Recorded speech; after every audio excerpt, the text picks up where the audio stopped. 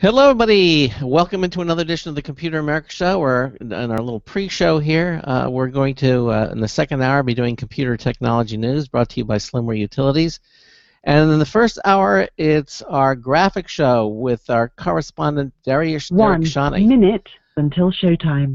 Dariush appears here on the program on every third Wednesday of the month, and he's going to be talking about graphics cards and workstations and what you need to build your own graphics setup. That's going to be really interesting. That's all coming. Spoiler alert! It's money. Yeah, in addition to money, yes, exactly. What you're going to need. But it should be a fun show, and Dariush is waiting impatiently in the wings, and we'll be starting our show in 30 seconds, actually less than 30 seconds. So sit back, relax, enjoy 2 hours of the Computer America Show coming at you right here. 15 seconds. 10 seconds. Your show will go live in 5 seconds. 4, 3, 2, 1.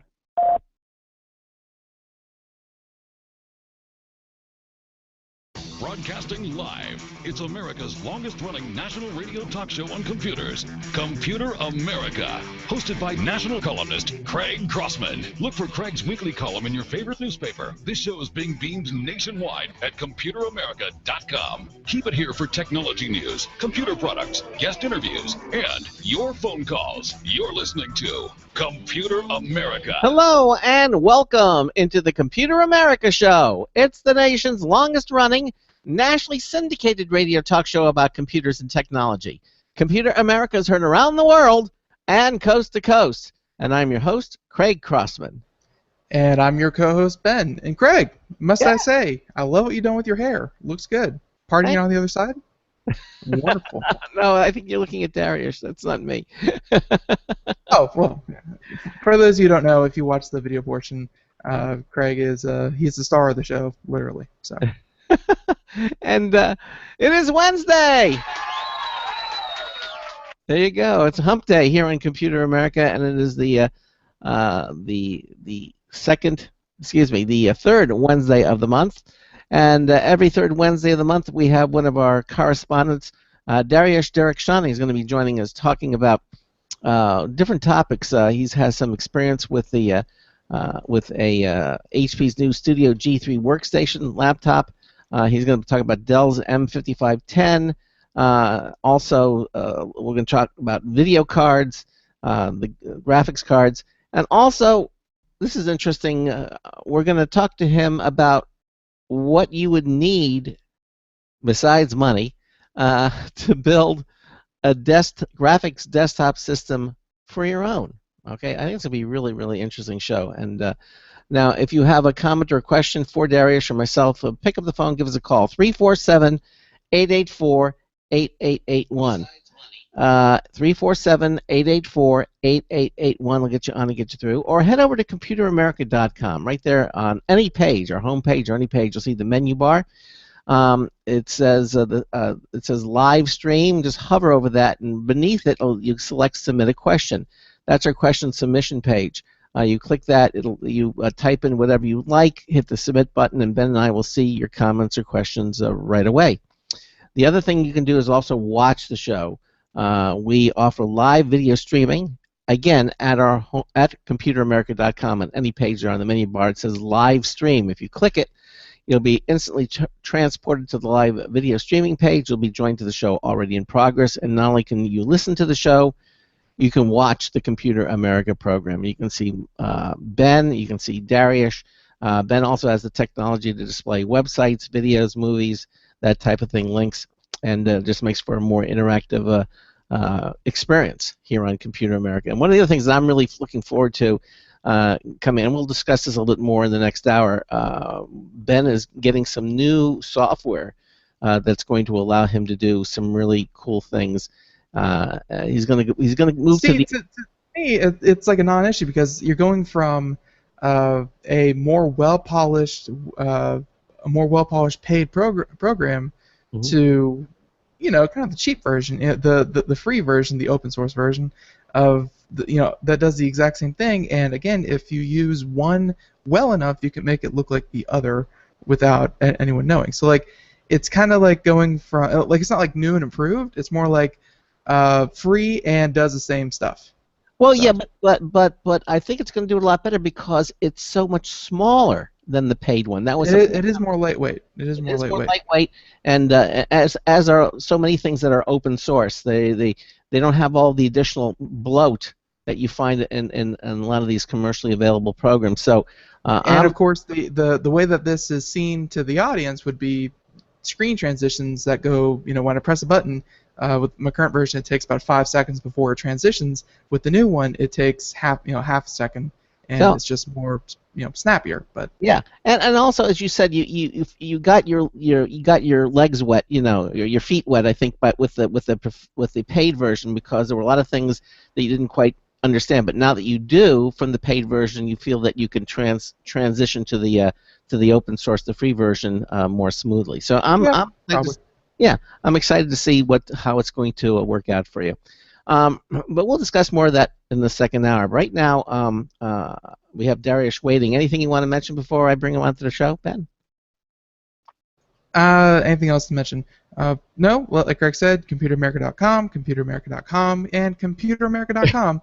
Go check it out, because I know so many of our audience finds us out in the wild, so to say, where they will go out and they'll find us, on any of our networks. They'll find us on any of our, distribution podcasts, what have you, that we go on, and so few of them actually know about computeramerica.com. So I want to make that perfectly clear. Yeah. No, looking forward to the first hour, second hour news. Stick around for it. There's some stuff that we didn't cover yesterday that we really, really wanted to get to, so we'll cover some of that. And no, I'm good. Okay, well, as I mentioned, Dariush Derakhshani and his wife have published close to 24 books over the past 9 years on Maya, 3ds Max, and the computer graphics industry. Every third Wednesday of the month, Dariush now appears on the Computer America show as our graphics correspondent to discuss the latest in, computer graphics. Dariush, welcome into Computer America. How are you? I'm doing well. How are you guys doing? We are doing fabulous. We're doing good. Yeah, we are. And thanks again for taking time to enlighten our listeners in the world of computer graphics. And I don't mention it in the opening, but you actually teach. You have a class or a seminar that you do. What? I do. I actually teach at a couple of colleges in Southern California, and it's awesome. It's a great lifestyle. I really enjoy it. Excellent. All right. So because you're so tech savvy, obviously they let you telecommute, and you handle all your classes via phone, internet interviews, right? I would prefer that, but yeah, no, I have to drive all over LA. Well, that must be fun. And wrestle with the traffic. Yeah, exactly. Yeah, exactly. It's a big. One day they'll have autonomous self-driving cars. You won't have to worry about that. Or something like Skype. Maybe one day. Maybe one day. Yeah, right. Exactly. Telecommuting is definitely worthwhile.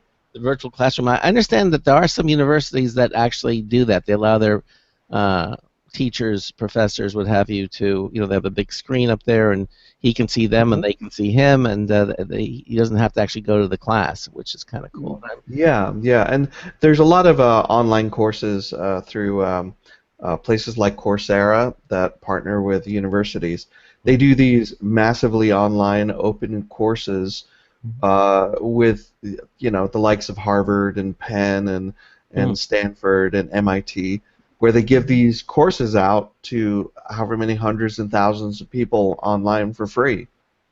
Wow. So it's pretty cool. Yeah, a colleague and myself did a gaming course through CalArts and Coursera last summer. That's online, and that was a lot of fun to do. Yeah, I'd heard that they do the courses, of course.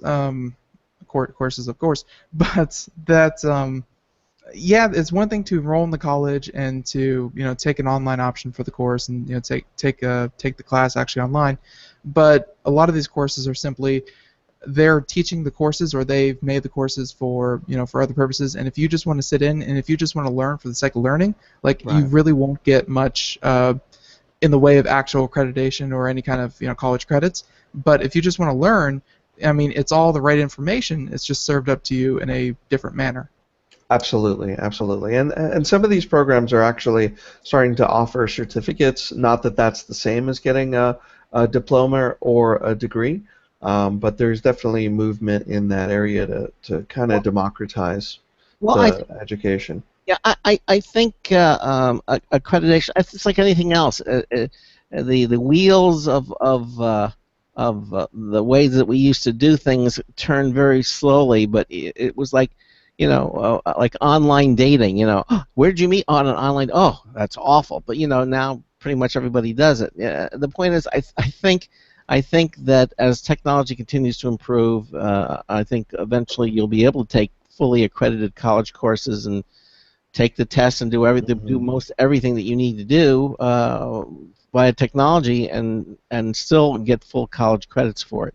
And not only from small universities, but I think even the big ones, I think, will eventually get into it. I think it's just only a matter of time. I agree. I think a lot of power is shifting away and being served to people remotely. One of the examples I wanted to bring up is the fact that a lot of rendering for computer graphics and 3D is being offered online as a service, as opposed to you having to take hours and hours of your own compute time to generate all your graphics and your rendering. You can just send it off to a farm online and get it within minutes or hours, as opposed to hours and days. Wow, yeah, that's a terrific example. Because is a business model like that really profitable? I don't know much about the industry that would kind of require that kind of thing, but is that really something that people would be willing to pay for? Is to not tie up their own resources, but to farm it off? I think so. In the case of digital artists, a lot of times when you create a scene, when you create some animation, you may have hundreds or thousands of frames to process, and even if each frame is 10-15 minutes per frame to render, which is actually pretty fast when you stop to think about it, it adds up, and now you've got 15,000 minutes of render time, which could be done in a few hours on a giant appliance or a giant render farm online, as opposed to in your house. And I think it's just in its first steps, and I think there are like, for example, I went to see Dell a couple of years ago, and they have a whole virtual graphics computing platform, which essentially puts a terminal at your desk, and then all of the processing is done remotely, usually at one of their huge compute and data centers. And they have huge video cards and processors, and basically the only thing that goes back and forth between your terminal and their data center is what shows up on your screen and your keyboard and mouse input. And I think we're using the word terminal. I mean, when I think terminal, I don't think we can do that now. It's just whatever computer you have access, it's online. A terminal used to be a dumb terminal, and it was just like a screen, and then everything from whatever you were doing relied on the processing of the computer you were connected to. I think today's computers, you just use whatever computer you have, and then you send the file off and process it. Right. But you can take it a step further and actually turn your computer into a terminal, and allow the processing to actually happen somewhere else while you're actually working. Right. So the graphics that you're displaying on your monitor in front of you is actually being processed on a GPU hundreds or thousands of miles away somewhere else. Yeah, they used to have the old VT100 terminals, and and the WISE terminals. Yep. WISE terminals, and now you don't need to have dedicated hardware. We can emulate those terminals in software on your computer, so you literally can use any computer to access it. It might be acting as a quote-unquote terminal, but it's still it's a computer that you can do your normal. Right. Yeah. Exactly. So essentially, you don't need $1,500 or $2,000-$3,000 worth of video cards in your computer to Right. do some high-end graphics, you could just use what's called a visual a VCA, basically. And this is something that NVIDIA has been really pushing a lot. One of the things that I've wondered about, Dariush, is that we keep hearing about all these supercomputers out there, and they're now in they were in the And how teraflops. China keeps trumping itself. They're now in the petaflops, and they're getting to these incredible speeds. And I'm wondering if there's, I know they're using them for weather prediction and who knows what else. I'm wondering if systems like that would be of value to the rendering business. You would Because have every time we do a story that the Jaguar or Zhangji or whatever supercomputer that you could possibly imagine, at the end of the story, Craig always goes, "Imagine playing World of Warcraft on that thing."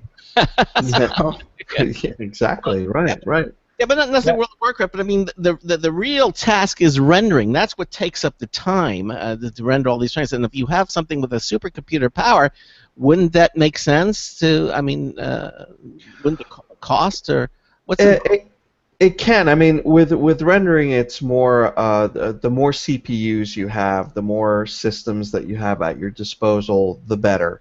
So it's like the brute force approach.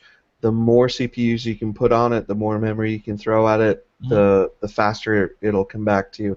So it's not necessarily how fast the CPUs can be, although that is a pretty big factor. But 10 CPUs that run half as fast are better than 2 or 3 CPUs that run twice as fast. You know what I'm saying? Yeah, no, I understand. But I would think that if you task one of these supercomputers with, let's say, rendering a segment, and they're working in the petaflop, and they have like 10,000 cores, and they're doing all these things, I would think that the results, instead of taking taking 2 or 3 days, you get it back in 5 minutes.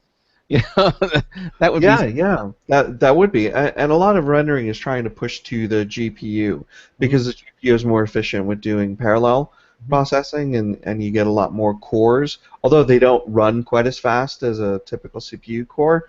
But the number of cores on a NVIDIA or an AMD card, if you cram a whole bunch of these, and that's what the VCA, the Visual Computing Appliance, is based on, is essentially a rack system with 8 different video cards, 8 of the same video card in there, and all they do is they just sit there and process your either your renders, if they're able to render on the GPU, or your actual graphics application, so you can have huge data sets open in 3D on your system. No, exactly. Yeah. All right, so let's get to it again. If you have a comment or question, 347-884-8881. Let's talk a little bit about, I know you've been talking about it for the past couple of times, and now you've actually had hands-on experience with HP's new Studio G3 workstation laptop, as Dell's. And why don't you tell our listeners about what your experience with these things? Well, I've always been interested in being portable with my workstations, and the last several years have seen a lot of these very portable systems come online, and the two that stick out the most right now are the HP Studio G3, which I've had hands on most recently, and Dell's M5510. The HP machine I just got a number of weeks ago, and I've been sort of hammering on it a little bit in the background. It's really built very well. It's surprisingly sturdy and light and portable. I can throw it in my bag and not have to worry about carrying a really thick 15 or 17-inch gaming machine back and forth, but it still has some really elegant power.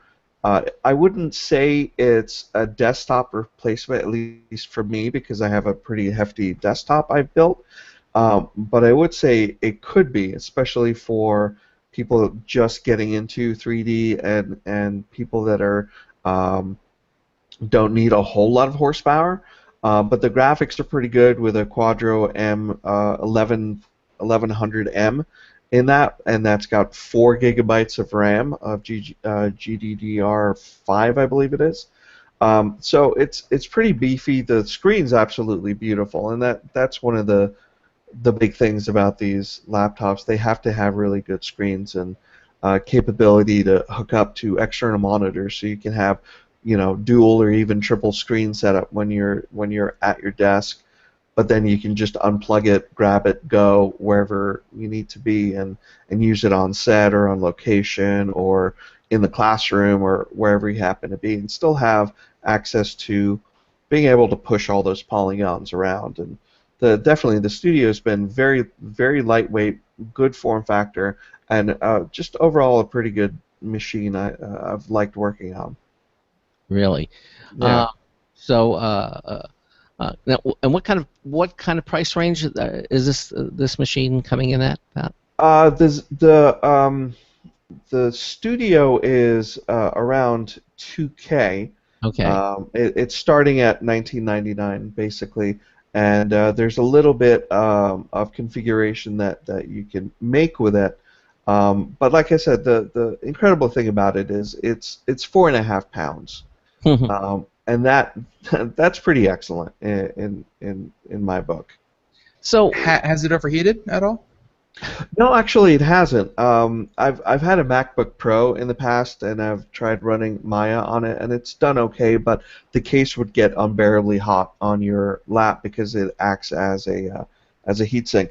But the G3 hasn't really done that yet. It's remained remarkably cool, and I've had a lot of experience with HP's ZBook line, and usually the bottom panel is pretty well ventilated, and the fans that are in there are pretty good at moving the air around.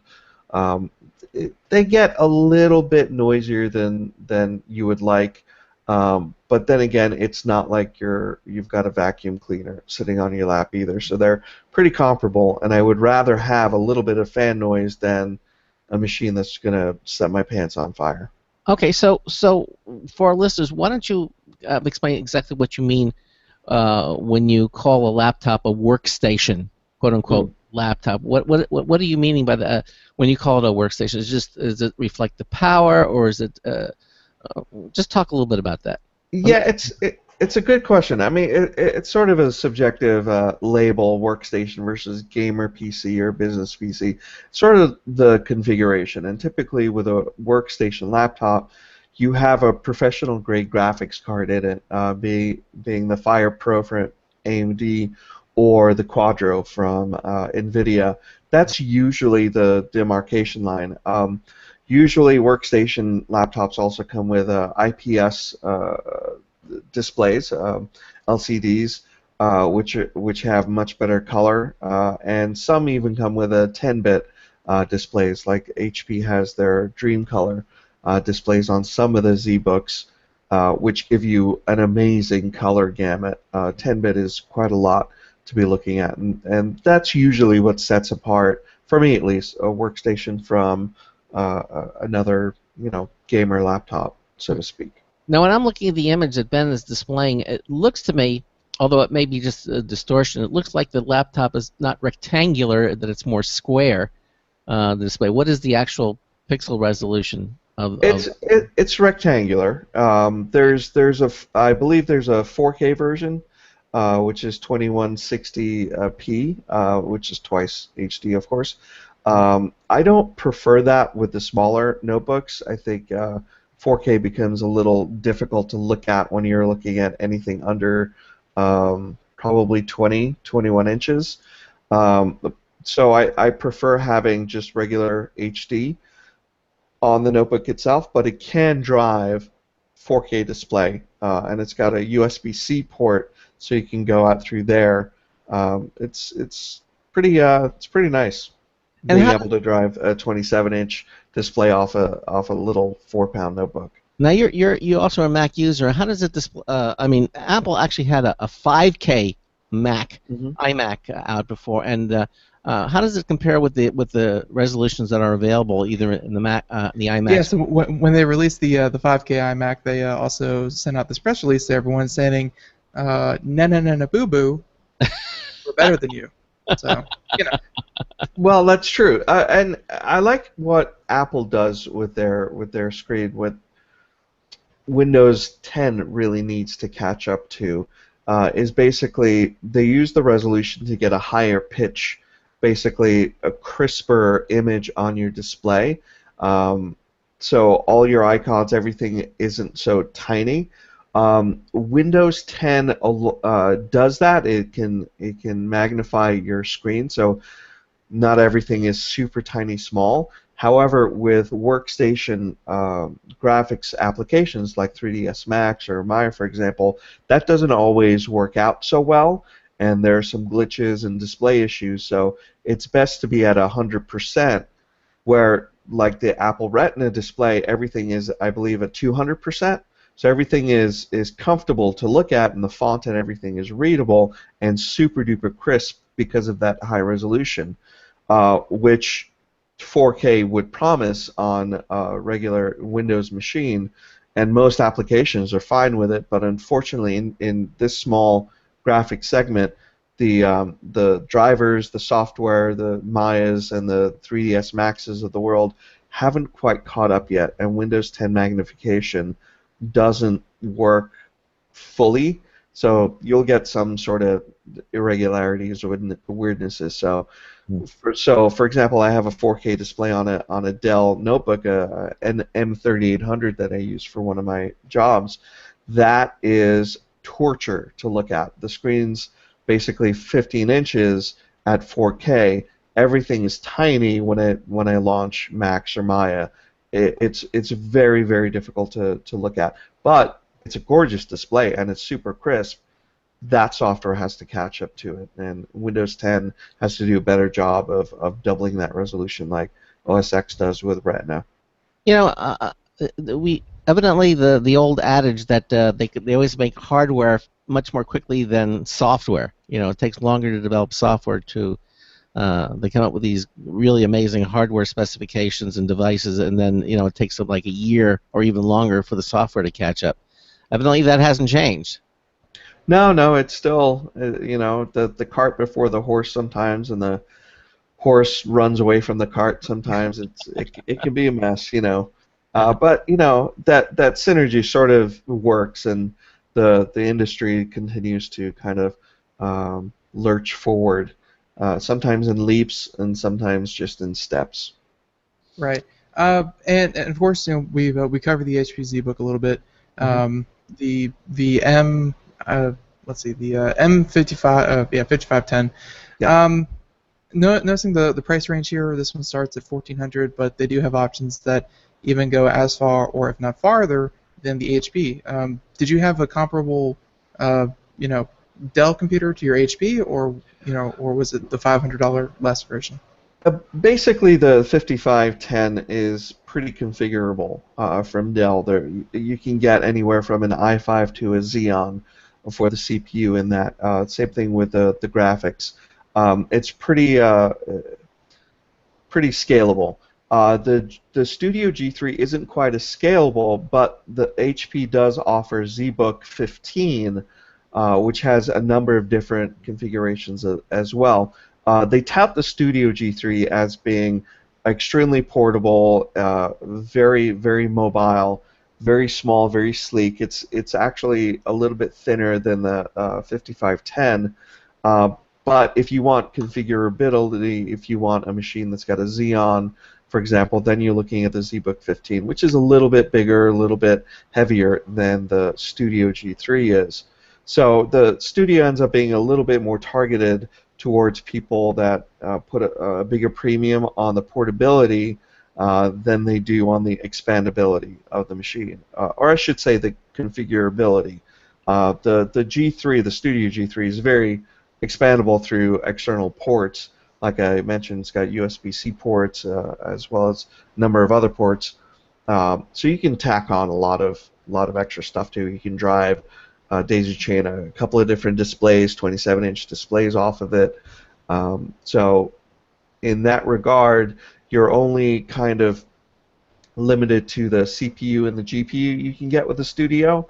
But if you want to expand on that and get Xeon class, then I believe you're looking at the ZBook 15 or even the 17, which is a lot bigger, and that ends up being much, much more of a desktop replacement, while it's still being reasonably portable. Now, I don't want to fall into the same, trap, say, well, so what do you recommend? Because then the answer is going to be, well, what do you want to do? And, I mean, we can get into all of that. But basically, so what I would ask you is that do you think that people purchasing these systems, they're in good hands? I mean, that they're going to do, they're going to get what they're paying for? Do they offer good performance as opposed to pricing? Yeah. They do. They do offer good performance. One of the things to really look at is if you want to be dedicated to workstation use, or if you want a machine that you can also game on, and you need to be aware that sometimes some of these Quadro cards, some of these workstation cards, possibly the Fire Pros from AMD as well, may not run the DirectX that you need for the next level game that you're looking for. That's a possibility that you might want to look into. Yeah. At that point, then you're looking at getting a system that's got a GeForce or one of the AMD R cards, for example. And it's an important consideration and something that you need to think about, because, as you mentioned, workstation graphic rendering might not be suitable for gaming, and vice versa. Listen, we're at the bottom of the hour, Dariush, so we're going to take a little break, and then we'll continue on. When we come back, we're talking about building a desktop system for you and what you'll need. This is Computer America. We'll be right back. Sometimes disaster strikes. Data can be lost due to many different reasons. Accidental reformatting, power spikes, virus attacks. Zero Assumption Recovery provides a suite of highly effective and thorough data recovery software for Windows operating systems. ZA is suitable for home users and small businesses who need a powerful data recovery solution for Windows and Linux file systems. Go to z-a-recovery.com. Sometimes disaster strikes. Data can be lost due to many different reasons. Accidental reformatting, power spikes, virus attacks. Zero Assumption Recovery provides a suite of highly effective and thorough data recovery software for Windows operating systems. ZA is suitable for home users and small businesses who need a powerful data recovery solution for Windows and Linux file systems. Go to z-a-recovery.com. Hi, this is Craig Crossman, host of the Computer America Show. You have important meetings to schedule. Your company's getting ready for its IPO, and you're in charge of the PTA fundraiser this month. So how do you coordinate everyone to be available at the same time? Are you still using emails, phone calls, even text messages to schedule meetings with a group of people? How's that working out for you? Not so great, huh? It's a fact that every day, millions of people suffer from scheduling headaches. Well, with Doodle, scheduling meetings with a group of people is quick and easy. With Doodle, you can easily propose available times to each member. Each one checks off the times that they are available, and then you simply pick the time that works best for the group, all in an easy-to-read display that integrates with your existing calendar. Nothing could be more simple. Give Doodle a try for free, and like millions of Doodle users, you'll truly see how easy it is to find the perfect date and time for all your meetings. That's www.doodle.com.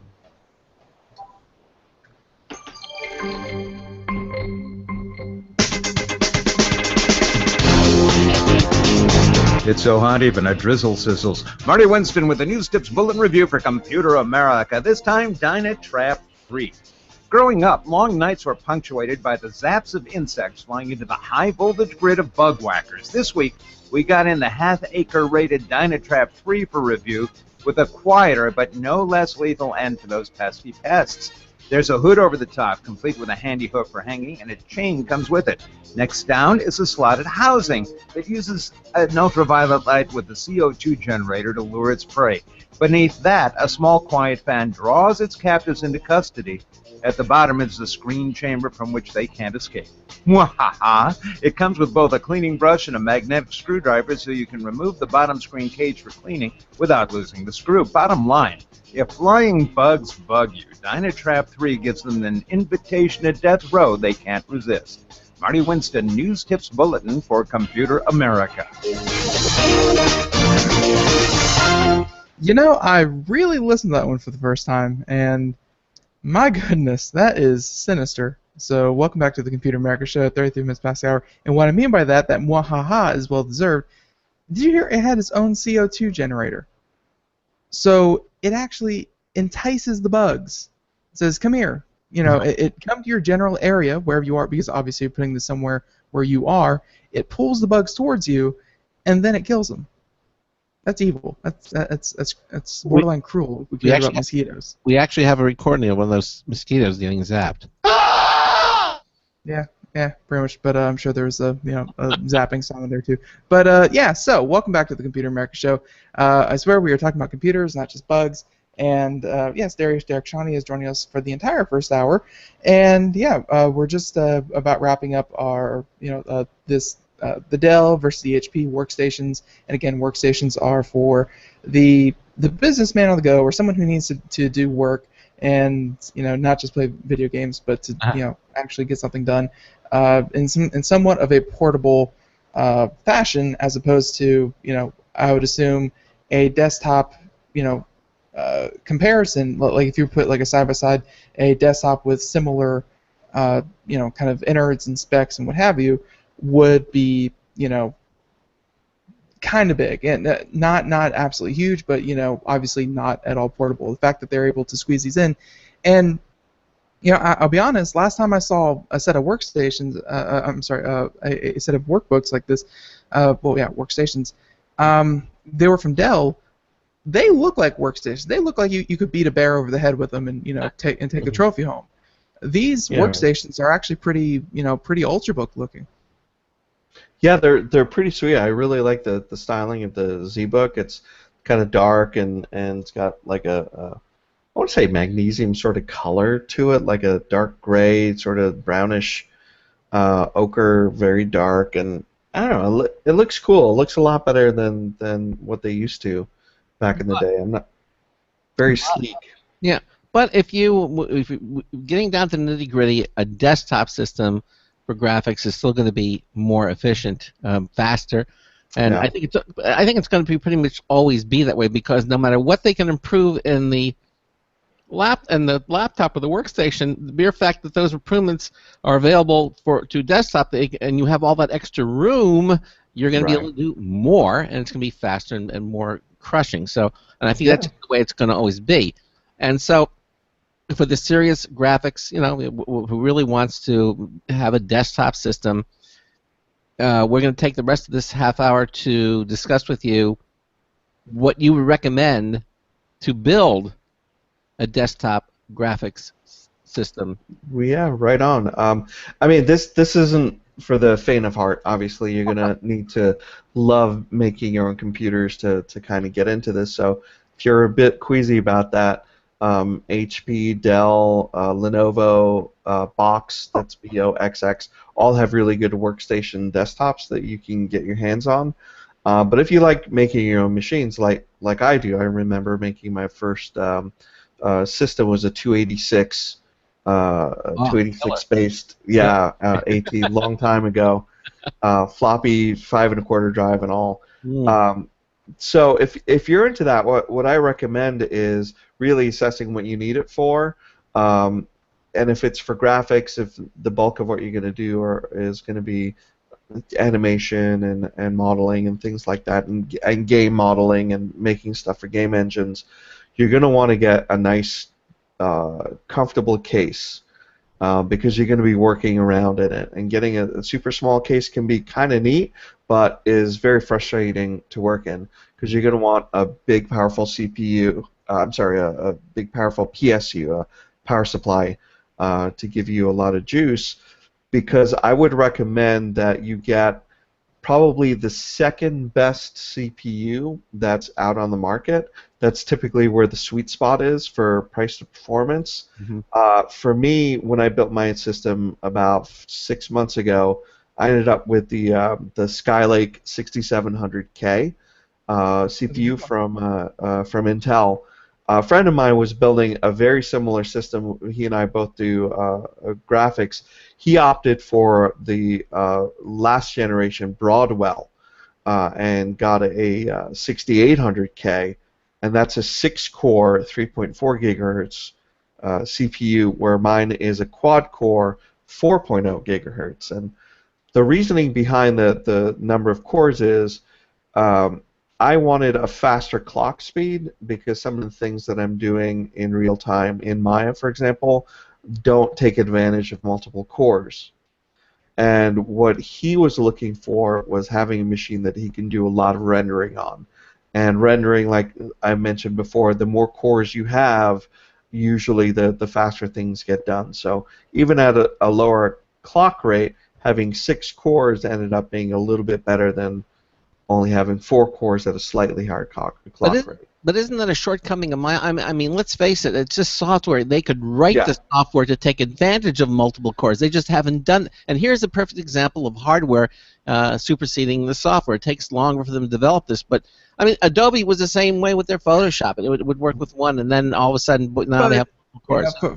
For some applications, and I'm gonna refer to lots of gaming, but for some applications, that's a feature, not a bug, where it doesn't take advantage of as many cores. Is that if it only runs on 4 cores or 6 cores instead of if you have 8 at your disposal or something like that, it's not tying up all of your resources just running one thing. Like go and have a browser open, you can have Netflix open in the background. You can do multiple things without one program taking up everything. Yeah, right. Which is great. I mean, when I'm doing work, I've got 3-4 different applications open on top of having Google Chrome open and having Outlook open and Word or Excel open at the same time. I've got Photoshop, I've got After Effects, I've got Premiere Pro, I've got Maya, sometimes Maya and Max at the same time, all open. And I need to switch back and forth. And if one of them hogs everything, if I'm rendering, I'm kind of screwed. I'll have to wait, which I don't like to do. I do not like to wait. Who does? Yeah, exactly. So I opted for fewer cores but a higher clock speed because a lot of the things I may do, I'll just set it off, and it's only going to be taking up 2 cores of, or I should say, two threads of the 8 that I've got available off my 4 cores, and that'll allow me to switch to something else and do something else. Because in this day and age, if you're not involved in some sort of side hustle, then you're not making ends meet. So you've got to have multiple jobs going at the same time to keep your head above water. Now, who's managing that? Can you either tell? Is it the operating system? Is it the program? Is it you can say, okay, I want Maya to use 4 of my 8 cores or 3 of my 8 cores and have this right? I mean, resource management. Who handles the resource? Is it usually the OS? But the OS, yeah, the OS. You can basically launch an application and limit it to how many cores you want it to be on, or restrict it. Rendering, for example, when I set off a render in Maya, I can explicitly tell how many threads I want through Maya itself. So I can just set off half my machine to render and still have the other half to work on. And this is where memory comes in. You definitely need to have lots and lots of memory for graphics applications. I would say 16 gig is minimal. A comfortable minimum. I went ahead and I got 32 gigs, and I'm very happy with that. And the brand of memory and the reliability of the memory that you get is also very important, because you want your workstation to remain up and running without failing at any time. So what do you remember? Crucial. I mean, there's some really good names out there. Yeah, Crucial is definitely a good name. I personally went with Mushkin RAM. I got 4 sticks of 8 gig memory for my Asus motherboard, and I'm happy with the Mushkin. It's probably not the fastest memory I could have bought, but then again, I'm not that interested in getting every single ounce of speed out of my system. I'm more interested in having a capable, strong, solid, reliable system than pushing it to the bleeding edge. All right, so 16 gigs. We haven't gotten into the CPUs yet, but what about hard drives? Are we talking solid state drives here? Are we talking? Without a doubt. If you don't have your applications and your OS on a solid state drive, you might as well just be riding a horse and buggy still around. it is hands down the best thing you can do for any system, laptop, desktop, gaming, graphics, your mom's little kitchen computer for the web. You've got to have a solid state drive in there, at least for your OS and your applications. Load times, boot times, everything could be much, much faster with an SSD, without a doubt. And the cost of SSDs are coming down quite a bit. I mean, Yeah, they're a lot more reasonable. Yeah. Then we just did a story, not yesterday. That was a Seagate. That was a standard magnetic hard drive. But we did, what was the biggest solid state drive that we? I believe Sony, and Sony does a lot of research and development, but they have a 16 terabyte solid state drive coming out soon. Wow. Yeah, 16 Obvious- terabyte.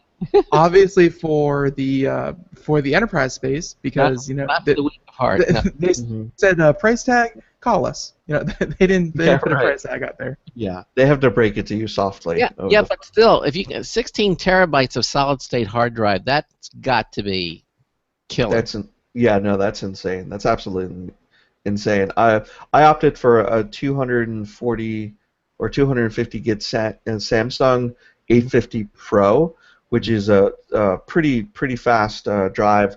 I went with the SATA drive as opposed to getting an M2 port.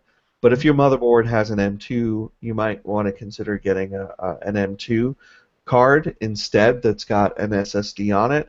Typically, transfer times could be twice as fast as regular SATA if you get the right card, obviously. And those end up being a little bit more expensive, but I didn't want to break the bank. I have a 10-year-old child I eventually have to send to college. So, and he's not winning any scholarships yet either. So, so I've got to be careful about expenditures. But I thought the 850 Pro was a really good sweet spot for its really excellent performance to its price. And they've got like the Samsung Evo, which is cheaper, doesn't have the same performance. So that's a good option as well. But for my boot, I definitely wanted that. And having 250 gigs is sort of the minimum for your C drive. I used to have a 128 gig SSD, and I was constantly fighting to keep that from filling up. So I would recommend at least 256. If you can do 512, go that way. I'm still struggling with I need to replace here soon. I need to call someone. I'm still struggling with 32 gigs on my C drive. Yeah, no, that's my son's machine used to have a 30 gig SSD, and I spent way too many weekends clearing stuff off and deleting temp files, and Well, I keep everything on the D drive. I keep everything on a one terabyte hard drive. I think that works okay as well, but in the end, I think you'll enjoy a lot better boot times if you just kind of knuckle in and at least get a 128 SSD to replace it. That way, everything can be on your C drive, and it's a lot easier to use like a Cronus True Image to just image that drive and have a backup, as opposed to always. Because I did the same. I had a C and a D, half the system on C, half the system on D, and it just it was a little bit more bother than I wanted to deal with. So. And this is something that we've run into quite a number of times. I don't know how how familiar you are with solid state drives, but sometimes people send us links and they're like, why does this solid state drive that has 512 gigs of memory cost $400 more than this version? They're not all created equal, quite frankly. Exactly. Yeah. What would you tell the audience about speed and read speed, write speed, and all that kind of stuff? Any test, any benchmark can be engineered to look better. So I wouldn't try to look at pure numbers at all. Always, you want to look at your top read speeds, but you also want to look at your sustained read speeds. And SSDs usually have better read speeds than they do write speeds. But you also want to look at your write speeds, your write sustained as well as your write burst. That's what your usual use is going to be, is that sustained read and write. Exactly. that's going to be the biggest factor for you to look at. And I would go with a well-known brand. You know, Intel makes some good SSDs, Samsung as well. I try to keep with the reliability more than anything, and I've really liked that Samsung that I bought. And I would say go with the interface that you find most capable. As far as what's the difference, you know, just like Craig said, some are made better. Some have better memory chips. Some have better interfaces. Some have better throughput and pipeline back and forth between the system and the storage itself. So you got to look at it holistically and don't just look at one or two benchmarks. Take a look all over online. Look at user reviews as well. And I would always lean towards reliability reports than I would on pure speed reports. Okay, so now we're going to leave reality here for a moment. And Dariush Derakhshani has just won the $100 million lottery. Awesome. Money is nothing means to you. You are now going to go out and purchase what you believe to be the ultimate graphics power. He's going to get an Apple. What would Dariush Derakhshani go out and buy when money was no more an object? Well, I mean, the first thing I would do on the $100 million is pay my taxes, and that'll leave me with about $60 million. So that tempers what I'm going to get. But I would probably buy a few machines. I would kind of buy one graphics machine with probably the M6000 Quadro in it, which I think is about a $5,000 card. I'd probably get one of those along with a Tesla. Tesla card is a graphics compute platform that if your software can compute on the GPU, it's got a lot of GPU cores on it, and it really helps power that machine. And I would have that machine in the corner. I would not let it on the internet. I would not put games on it. That would be my pure working in Maya and recording some of my educational videos on that. And then I would get just a badass, pardon my language, gaming machine. And then I would just surround myself with probably 27 or 30-inch Dreamcolor displays from HP. Possibly I'd want to look at some of the 4K Dells that have 10-bit, but so far the Dreamcolor displays have been just gorgeous. So that would be your dream system. Yeah, it would be an office, and I would have multiple computers. I would build out a little closet with an AC system so it's soundproof and I don't have to hear it. And then I would, I would probably spend a couple of weekends just sort of building and trying stuff out. Yeah, it may sound a little weird, but one of the one of the newer ideas in gaming lately has been that you can play video games on one computer, and that one could be really good. But if you're multitasking, if you're a streamer, if you want to stream your games to the internet, if you want to do something else on another computer, is have two computers, not just build one computer with a bunch of stuff kind of built into it, but build like a moderate priced one to do stuff on the side. Absolutely, and then of course you can get software to kind of tie them together so it's kind of seamless, but have two computers doing multiple applications. Absolutely. If you ask a good carpenter how many different types of saws they have, they'll have a table saw, a circular saw, they'll have a rip saw, they'll have all sorts of different tools just for cutting wood, and that's sort of how I would look at it. If money's no object, I would have specific machines for specific tasks, and I would just set things up with beautiful KVM switches that just track my eye movement, and as soon as I sit down, it knows exactly what I want to do. So that's where I would head. I would probably make a rack mount system and have a dozen or more render machines, little render farm in the little office annex that I would have to build. Yeah. And one thing, like this hour has passed by so fast, I kind of want to get this. We've been talking for the past half hour really about building your own computer. Where would you tell someone to start? Because we've kind of outlined what each part is and what each part what you Sure. should really look for. But where do you really start with all this information? You know, you go on YouTube and Google and take a look on building your own PC if you haven't done it before. I really would say set a budget for yourself and figure out how much of your money you want to spend. For a graphic system, you don't need to spend a couple of $100s on a sound card.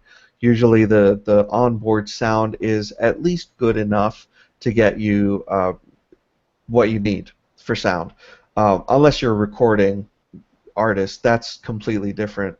But you want to spend your money on probably the second or third tier CPU. That's the best price to performance ratio. You want to put in as much quality memory, and quality is reliability. It's not just speed. And you want to get a nice, comfortable case, and you want to put at least one 256 gigabyte SSD in there, and have a couple of mechanical hard drives, 4 terabyte, maybe do a RAID 1 where you've got a mirror going on. That would be probably the start, and you want to base it on a really good solid motherboard. Again, you don't want one of these gimmicky ones that's got flashing lights or whatever. You want something that's going to support a good pipeline for your PCIX video card that can take a lot of memory and host your CPU. And I've been a big fan of Asus for a long time. Supermicro makes excellent workstation and server class motherboards. They're usually no frills, but they're stable as heck, and they're really good to work on. Gigabyte, I've heard, does really well with stable motherboards as well, but I have I think 3 machines in my house that are based on Asus. Yeah, that's one. I have Asus. I actually had a motherboard fail on me, but I just went straight back to Asus. They're pretty much my go-to as well. Yeah, I used to have a Gigabyte motherboard. It was based on the P5, and that did really well, and it lasted a super long time.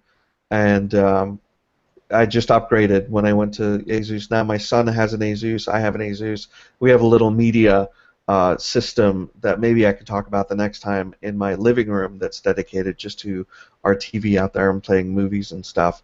And that's based on a little mini ITX Asus board as well. Yeah, and if there's only one other thing that I kind of want to spell out here is that I, being on the show here, talking about the latest of the greatest, and having access to and just kind of learning about what is coming around the corner, that it warps kind of what you can actually go out there and buy. I had a friend who he wanted to build the most powerful, cheapest gaming computer his money could buy, and he set it with he's like $250, $300 tops. I would prefer even lower. And so I went online, did some research, because there's a new expansion to World of Warcraft coming out. So he has to get a new computer, and of course he had to look in the essentially the recycling bin, the refurbished models, and you got to kind of keep an eye out when you go kind of pre-built refurbished models. Is that when things look good, like you look for the processor speed, you look for the RAM, you look for the power supply, you look for everything that looks good. But then, there may be situations where, one checked everything I was looking for, for him, but the graphics card was an integrated, Dell graphics card, which would not run really anything. So Yeah. Was that the onboard Intel? Yeah.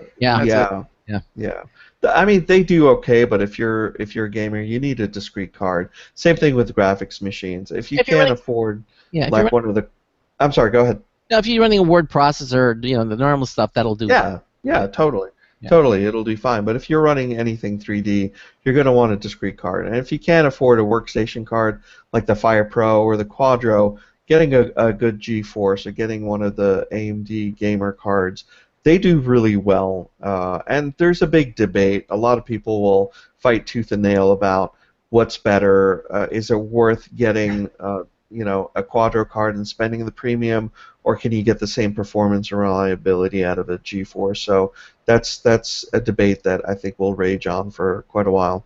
Yeah. And there's nothing that says you can't have the graphics built into the motherboard as a backup. You know, if something goes wrong with your graphics card, at least you're not looking at a blank screen. You know, you do have that. Yeah, exactly. Yeah, my media PC is based on the onboard graphics. It doesn't have a discrete card. You can put a discrete. Well, I'm saying you can put the discrete card in, have all the power Absolutely, yeah. switched over the BIOS, whatever, however you do it. But the point is, you know, it doesn't hurt to have that. But you know, as a backup, that should be Totally, yeah. But real quick, I know we have like a minute left. I was gonna say that if you're looking for, you know, kind of a lower end, you know, budget gaming PC, if you see one that is like $150 and looks good, there's something wrong with it, because like at the end of the day, you're gonna have to spend some kind of money. Yeah. If you're seeing like, you know, $300-400 for what you want, and you see one for $150, there's something off about it. Yeah, just be careful. Listen, Dariush, so we're just pretty much out of time. Again, I want to thank you for being here Right on. for me, and look forward to talking about that system you have for your media center next time. Definitely. Great, sounds great. Thanks so much. Yeah, and you know, let me know if you win that lottery too. That's Right. All right, Dariush. Thanks again. We'll see you next Take care, time. fellas. Take care. Bye-bye. Bye-bye. All right, we got computer and technology news coming up next. We've got some interesting stories. I'm gonna get to talk about that drone story that finds landmines. It's a Kickstarter. Yeah, it's a Kickstarter. We're gonna be talking about that. Because, you know, if you happen to have a lot of landmines around where you live, you know, it's Exactly. it could be useful. All right, we'll be right back in just a moment. Broadcasting live. It's the only national radio talk show on computers to air every weeknight. Computer America. Hosted by national columnist Craig Crossman. The first hour's behind us, but there's still more of tech news, tech talk, and your phone calls. We're being beamed nationwide at ComputerAmerica.com. You got computer problems? Bring them on. You're listening to Computer America. Computers run the world, and we run computers. Call us or send us an email to live@computeramerica.com. Hello and welcome into hour 2 of the nation's longest-running, nationally syndicated radio talk show about computers and technology. This is the Computer America Show, and I'm your host, Craig Crossman. And I'm your co-host, Ben. And that was fun with Dariush. It went by fast. Yeah, by real fast, very informative, some great tips. If you want to build your own workstation, or if you're looking for a portable workstation, laptop scenario. We hate that every time we talk about, you know, how to build your own computer. You know, two big things that we cannot spell out for you is, you know, because we can tell you, you know, the best price performance for this. We can tell you this, and this. Two things that we just can't control are how much can you spend and what do you need it for, and that really affects every single thing from there on. Yeah, exactly. So, but I think we had a lot of good information there with Dariush. And if you missed any of it, you can listen to it again. Head over to ComputerAmerica.com. Click on the archives selection on the menu bar on any page, and you can listen to the show. And if you missed the first hour, that doesn't become available till we go off the air, and then it goes into the archive section. Right now, we are live from 3 to 5 p.m. Eastern Time, Monday through Friday. And we're going to start doing some computer and technology news. We'll leave the phone lines open, though. If you have a comment or question, certainly we'll take your comments or questions as well. Something's not working on your computer, you need some help, certainly we'll do that for you. So was there anything else we wanted to discuss in the news section? I think I mentioned something, and I can't remember what it was. Something I said, we'll talk about that in the second hour of the, talk about that in the second hour. I believe we were talking about not Pokemon Go. It seems like all we were talking about for a while there. No, I wish I can go back to the very beginning. I know. Yeah, I know. Yeah, we were talking about the. Right. Open broadcasting software, Yes. which, by the way, is open source and free for everyone. Yeah. So just to bring us up to speed. So right now you're using the Split. XSplit broadcaster. Yeah, XSplit broadcaster, and they charge currently paying $15 a month. Mhm. And and again, it's the program I've been using for about a year now. I really do enjoy it. It's very clean, very polished, very very, very streamlined. Like the open broadcasting software that I'm going to be switching to, I first started with that, there were so many settings that I kind of got overwhelmed at first, and it was very, very scary, I want to say. So I went out and shelled some money out for XSplit Broadcaster, but because it was so much more user friendly, like it didn't overwhelm me, and I was able to. Well, and also it might have been I just paid $15 for this thing. I better know how to use it, but. No, it was much more user friendly, looked a lot nicer. So I was able to, and it came with a few features that that I needed at first, and yeah, up until about a week from now, I will have been using the XSplit, but now we're moving over to Open Broadcasting Software, which I might actually try to convince Greg to pick up. Well, the thing is, because now you're not so overwhelmed. Now that you understand what's going on and how it should work, I would think that you would feel more comfortable with it. With it may not have such right. I don't want to say that XSplit, doesn't do anything that Open Broadcasting does, or or the XSplit is an inferior product. No, it's much cleaner, much nicer looking, and I enjoyed learning how to do all this on it. But once you get your but once you get your head around it, you start looking for, okay, where's this tool? It's like, I need this input, I need this plugin, I need this source. Once you start getting all of your head wrapped around what you need, Open Broadcasting Software does all of that, and because it's open source and community driven, they're much more responsive to what the needs of a lot of people are. So do you get any kind of tech support from the XSplit? Forums, that's all right. Forums have been around for 20 plus years, and forums will continue to be. Okay, so and my only other understanding is that the open source setup, the broadcast open source system, is actually leaner than the much less resource intensive. So some of the advantages of XSplit were that it was much nicer to look at, much more user friendly, it has much better graphical user interface. But with that graphical user interface and all of the nice transitions and a lot of the really cool features that that make it look like a modern application, that takes processing power and resources away from your system. So it was much more resource intensive compared to something like Open Broadcaster. Open Broadcasting Software, which again is slimmed down, more bare bones, but does just as much. Okay. Well, I can't wait to see how it looks, and again, it won't be something that maybe the users will be able to perceive. Then again, maybe some of the transitions will. You'll be able to do some kind of cool things with that, and we'll have to see what you come up with it. It's just we do a show here on technology, and we talk about new technology, new technology. Well, almost every piece of technology improves year after year. Broadcasting software that we used a year ago has improved since last year. Any kind of audio equipment that we may use here on the show has improved in the following year. I mean, everything about technology improves, not just computers or graphics cards or what have you. Web applications like Wix, to design websites get better year after year. So there's a lot of innovation that happens around a lot of things that you use on a daily basis that just change from one year to the next. And it's interesting because and it's a good thing to go back to something that you haven't used for a while, because you're going to see that changes. Now, but with XSplit, do they offer upgrades? Is it automatically upgrade itself when they have new features, or is it pretty much? Well, XSplit does have a free version, but it puts a water tag on everything. This was recorded using XSplit. Right. And I just didn't think that looked very professional for the show. No. So so once you upgrade for $15 a month, you get the watermark taken off. You can get improved broadcasting resolutions. Like the free version only lets you do like 720p, whereas the full one allows you to do 1080p. But yeah, you it's a service. It's not just a one-time flat program. It's a service, just like Office 360. It's continuously updated. Okay. Well, it's interesting because nothing says you can't go back to it if you don't like the open broadcasting system. But I think that certainly it's worth a try to see what and how it compares. Well, Open Broadcasting Software isn't a no-name coming out of it.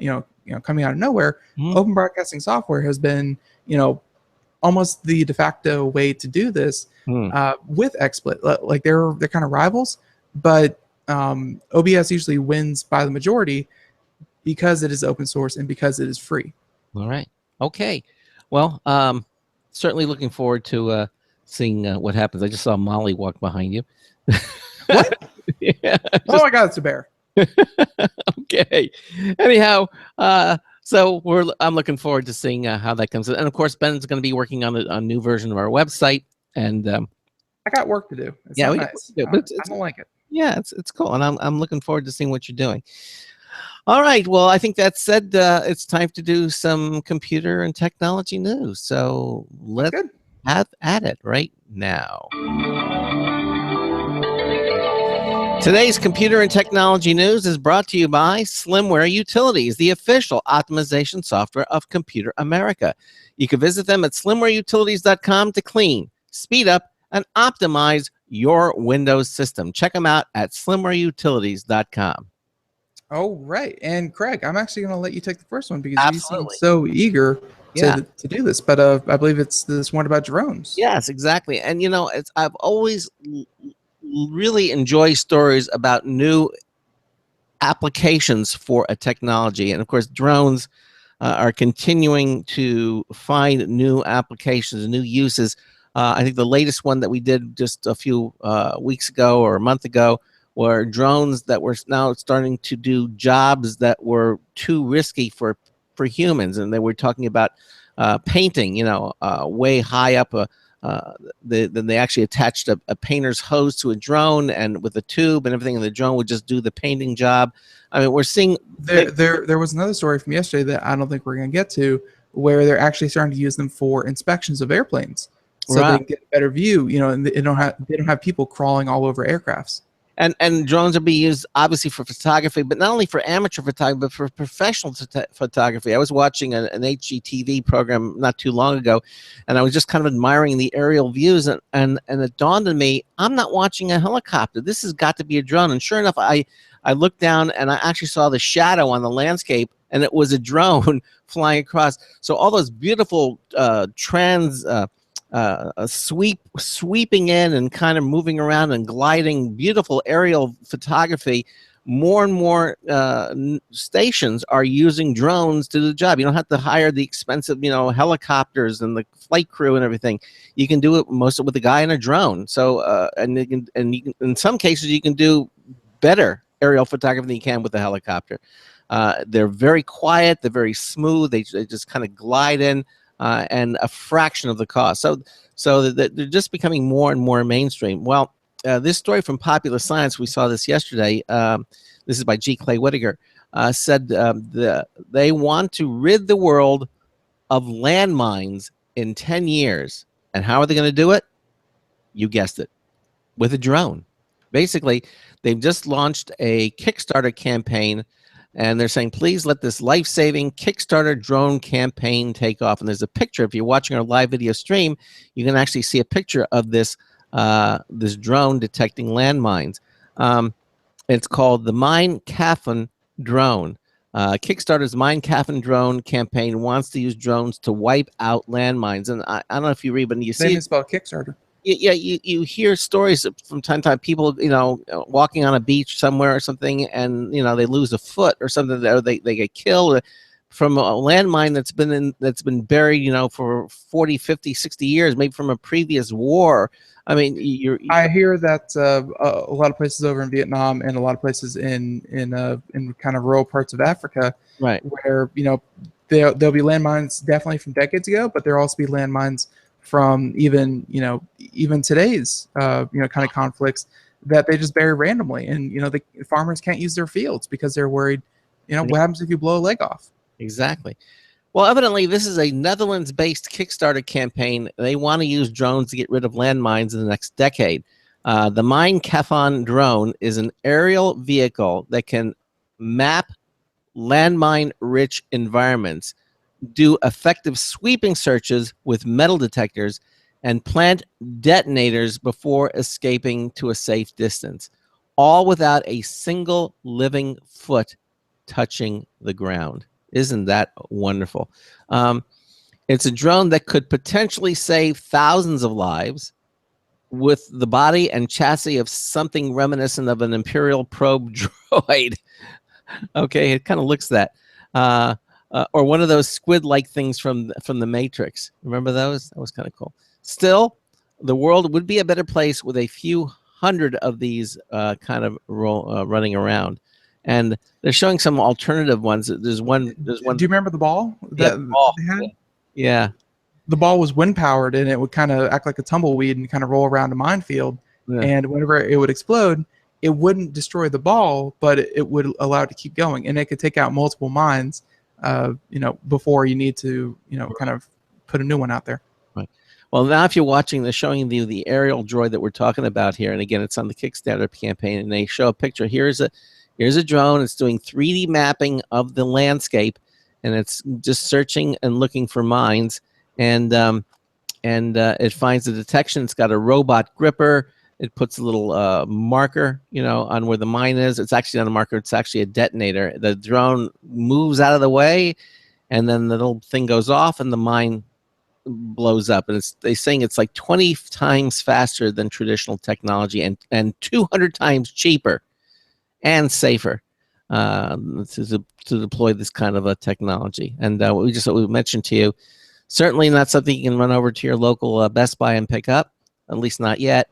But I say just go over and check. Well, yeah, and that was one of the weird things is like, why Kickstarter? I mean, Kickstarter isn't exactly like, you're not gonna say, well, I have a dozen mines in my backyard. I could really use something like this, which is kind of what Kickstarter is for. Kickstarter is designed that you have a product and you want to bring it to market, so people will be interested and fund it, just like the Pebble smartwatch.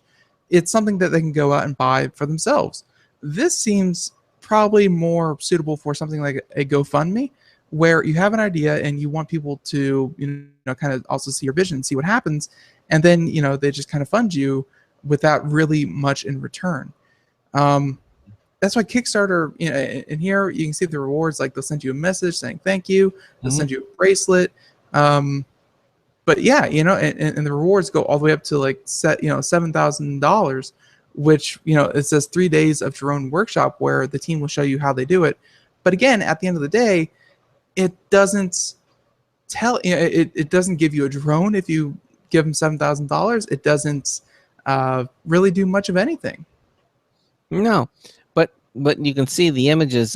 So far, they've got 302 backers. They've got a little over $14,000 pledged. They got 42 days to go, and they're looking for like 77,000. They're looking for. That's their goal. Yeah, usually when we hear about these, they're usually already funded. Not saying that it's that it won't be funded, by some time. But again, the form that they're using seems strange. Mm-hmm. So.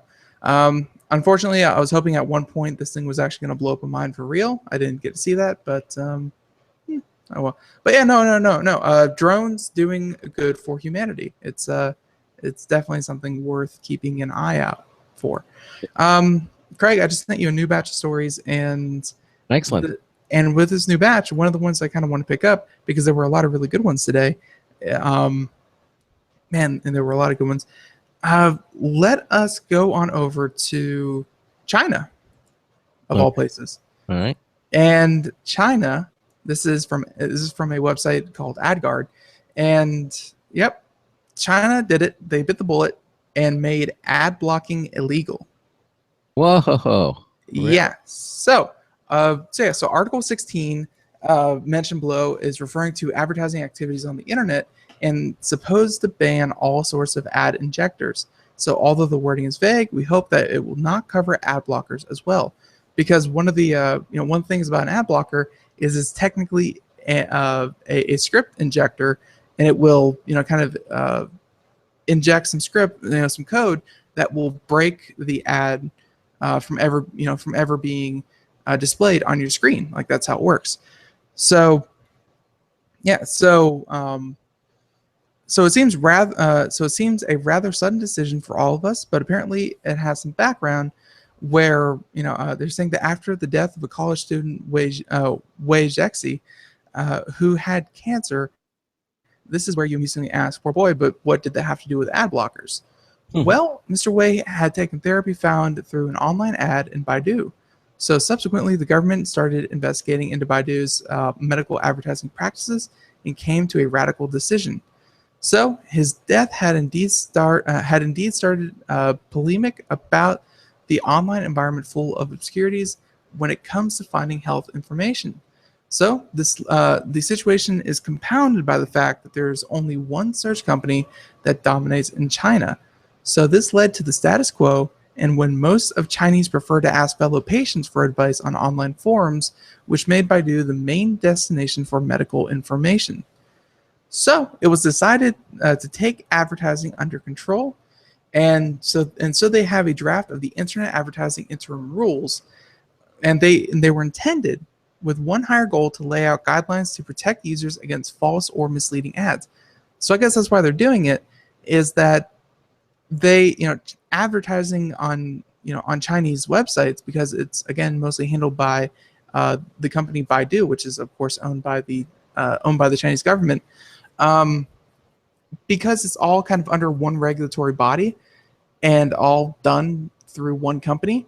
They're going to be limiting the ad results by 30% and really taking control of any false ads or claims that are made through advertising, which if any of you have been on websites know that these 3 diet tips will help you lose 15 pounds, or this one trick to back pain or what have you.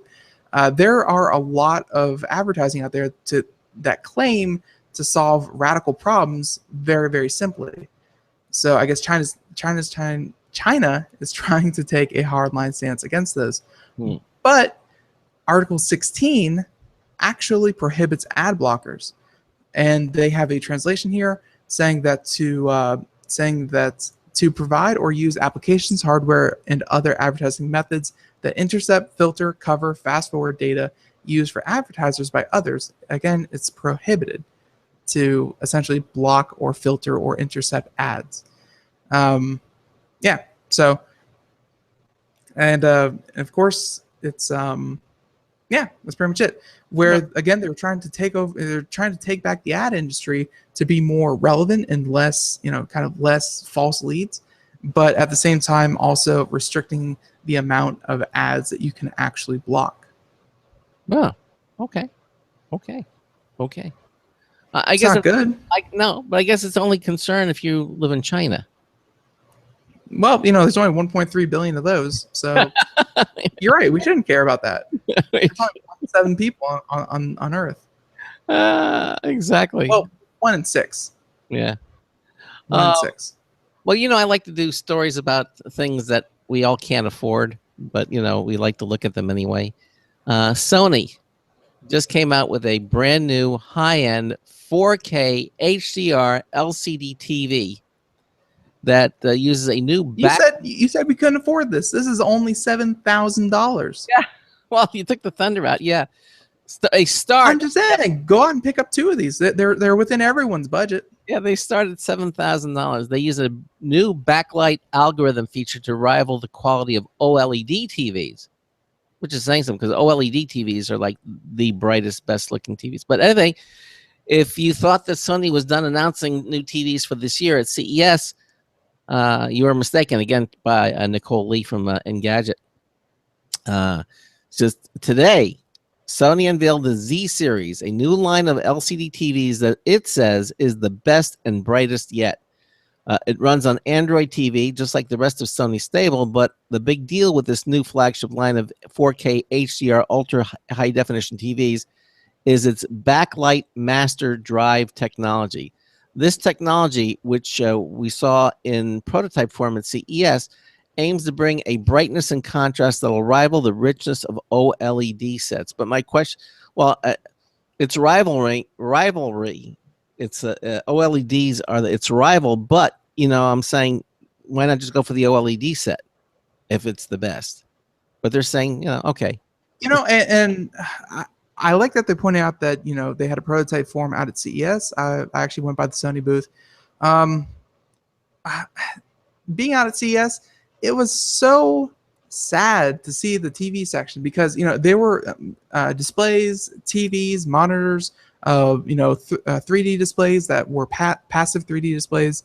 They were all out there in full force, but there just wasn't really that much innovation. And we're gonna get more into just how they proposed that this $7,000 setup set them apart from the competition.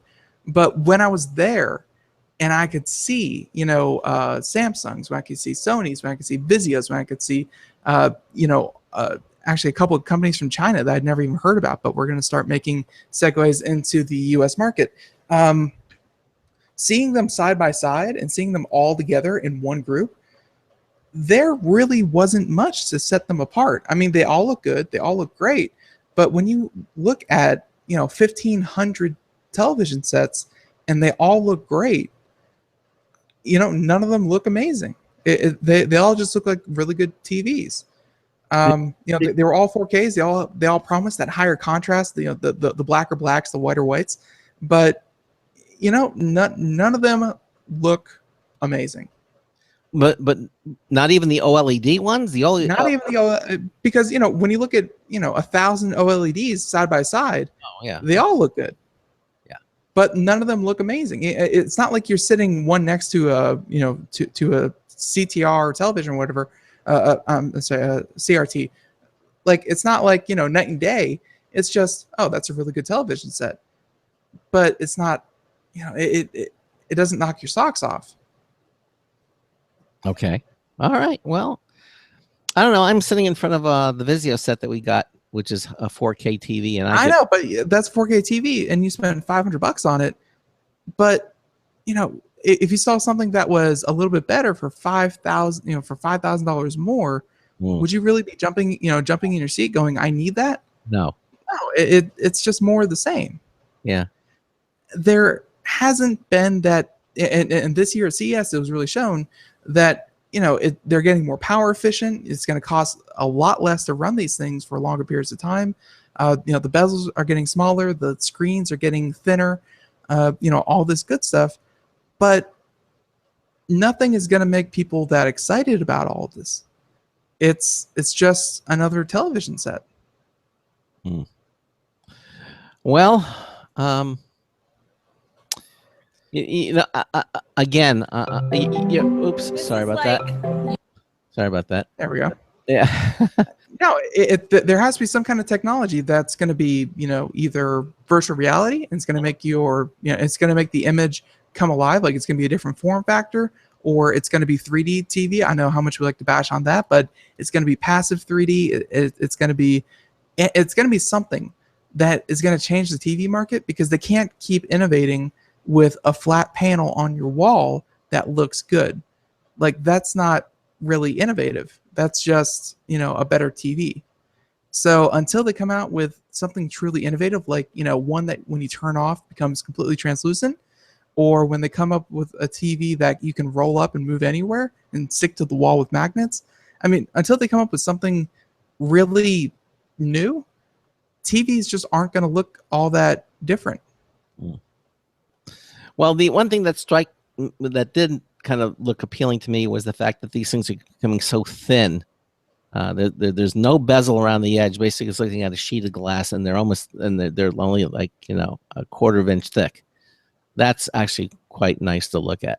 But again, that's not what you're watching when you watch the TV. You see the TV, so right. That's more of a design element for your home, and it depending on if you have a nice decor, or even if you just have someone walk in and you see that really thin bezel, like they're like, oh wow, that's a really nice looking TV. But when you're actually sitting down and watching it, you don't care how big. You really don't care about how thin it is. It's how good is the picture. So, okay. They said that at CES 2016 this year, they said they said that they thought Sony was done announcing things. I came away with this. Sandy Berger came away with this. A lot of people who went out CES came away with this. That televisions this year just didn't impress. Like 2 years ago when OLED first came out, oh, it was shocking. It was night and day. OLED versus versus LCD or even LED, but just better OLEDs just don't do much for people. Don't grab them. Okay, all right. So waiting for the next big thing in TVs. This is what you're saying. Yeah, sorry to be a bummer on that one. It's just when there's no new innovation, it's just like with Apple and their iPhones. It's like, oh, it's a thinner, better looking iPhone. What new thing are you really doing with iPhones? And that's why over the past couple iterations of the iPhone, reception has been, it's still a really good phone, but it's just a little bit better phone than you had last year. There's no new innovation. Okay. So, I think most people are beginning to expect that from the iPhone 7 that it's going to it's what he kind of lackluster. Will have a few new features.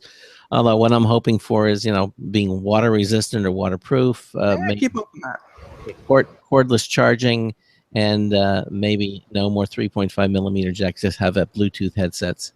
But I guess we won't know that until September, and then we'll have to wait a whole year. It'll be here before you know it. Yeah. Stories coming up. We're going to be talking about Skype no longer supporting Windows or older Android versions. Can you believe that? And Facebook Messenger tops 1 billion monthly users. And also, Google is using a DeepMind AI to cut its power bill. How are they doing that?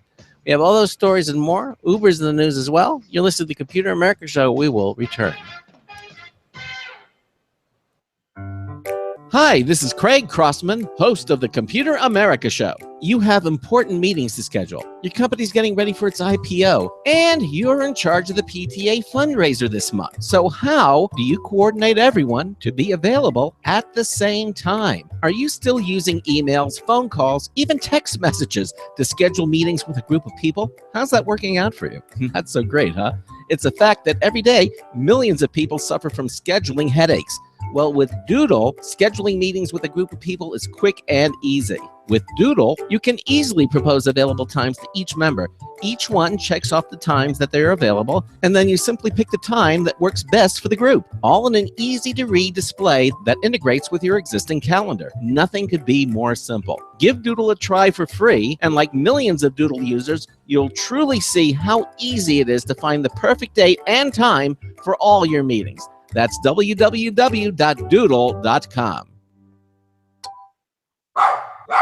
Looking for a best friend? Brother Wolf Animal Rescue has your best friend waiting just for you. The mission of Brother Wolf Animal Rescue is to help build a sustainable, no-kill community where no dogs or cats are ever killed for population control, where true euthanasia is reserved only for animals who are irremediably suffering, or for animals who are truly a threat to society and with no hope of rehabilitation. Brother Wolf staff and volunteers go door to door, neighborhood by neighborhood, to educate citizens about local resources available for at-risk pets and to help their families connect with those resources. Brother Wolf's community-based approach to no-kill helps keep family pets healthy, happy, and in their homes and out of the local shelter system in the first place. For more information or to make a tax-deductible donation to this wonderful 501c3 organization, visit their website at www.bwar.org. Help to realize Brother Wolf's vision when no animal is euthanized for lack of a home. Who's a good boy?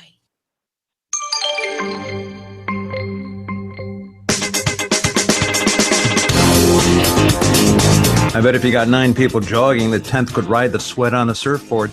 Hi, I'm Marty Winston with a News Tips Bulletin Review for Computer America, this time Audio-Technica high-res headphones. We've long been fans of Audio-Technica headphones, and that's no less true since we got in their new ATH MSR7NC for review. It's a full-size, high-res audio headphone with cups that surround the ears. The reproduction fidelity is excellent, but we're leaving out an important feature. You can flick a switch on the rim of the left housing to activate active noise canceling. That works well enough to erase the sound of both an in-room air conditioner and me tap dancing on the office floor protector, and it handles that without compromising the audio you want to hear. That's a shortcoming of many products in this category. Bottom line, the Audio-Technica ATH MSR7NC headphones are a great way to listen to what you want to hear and reject what you'd rather not. Marty Winston, News Tips Bulletin for Computer America.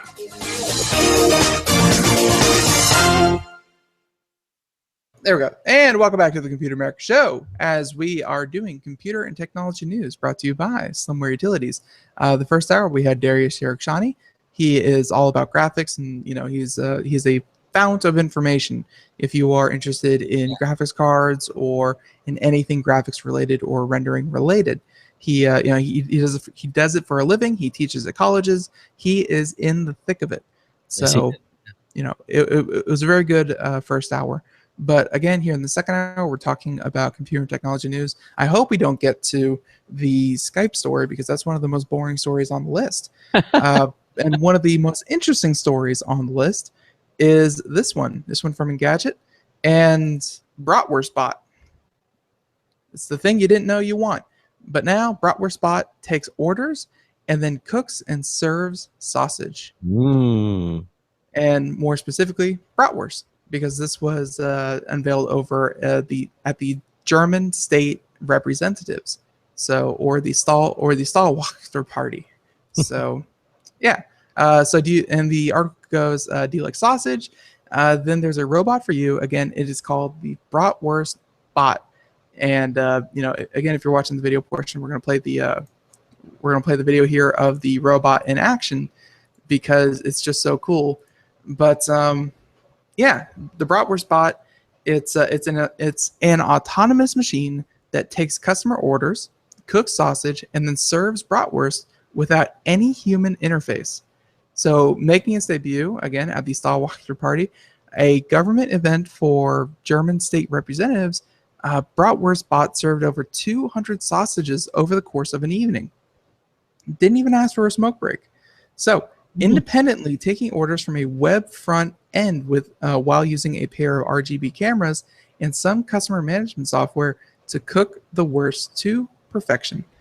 And again, if you're watching, there's like a little tablet with a face on it and a little chef's hat, just to give some character, because if you're looking at the robot, again, it's essentially just an arm. It's just a robotic arm with a special attachment being a pair of tongs to manipulate the sausage.